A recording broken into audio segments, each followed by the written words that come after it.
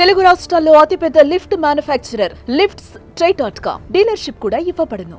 Andhra Pradesh deputy CM Pawan Kalyan చిన్న కుమారుడు mark Shankar అగ్ని ప్రమాదంలో గాయపడ్డాడు.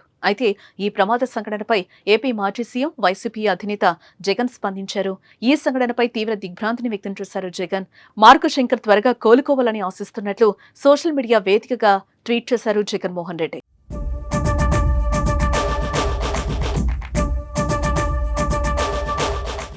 ఇక ఈ అగ్ని ప్రమాదంలో పవన్ కళ్యాణ్ కుమారుడు గాయపడ్డాడని తెలిసి షాక్ అయినట్లుగా వివరించారు ఆయన. ఈ క్లిష్ట పరిస్థితుల్లో ఆ కుటుంబానికి అండగా ఉంటామని తెలిపారు. పవన్ కళ్యాణ్ కొడుకు త్వరగా కోలుకోవాలని ఆకాంక్షిస్తున్నట్లుగా పోస్టు పెట్టారు.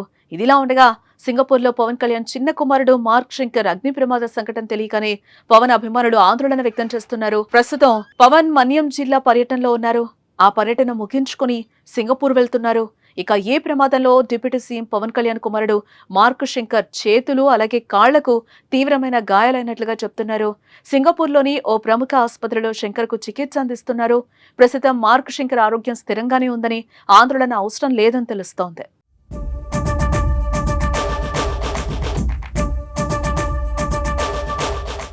ఇక మరోపక్క పవన్ కళ్యాణ్ కుమారుడి ప్రమాదంపై ఏపీ సీఎం చంద్రబాబు స్పందించారు.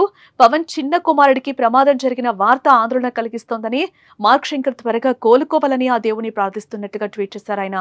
ఇక ఈ ప్రమాదంలో కేంద్ర మంత్రి బండి సంజయ్ అలాగే ఏపీ మంత్రి నారా లోకేష్, మాజీ మంత్రి కేటీఆర్ స్పందించారు. ఆ చిన్నారి త్వరగా కోలుకోవాలని ప్రార్థిస్తున్నట్లు ట్వీట్ చేశారు.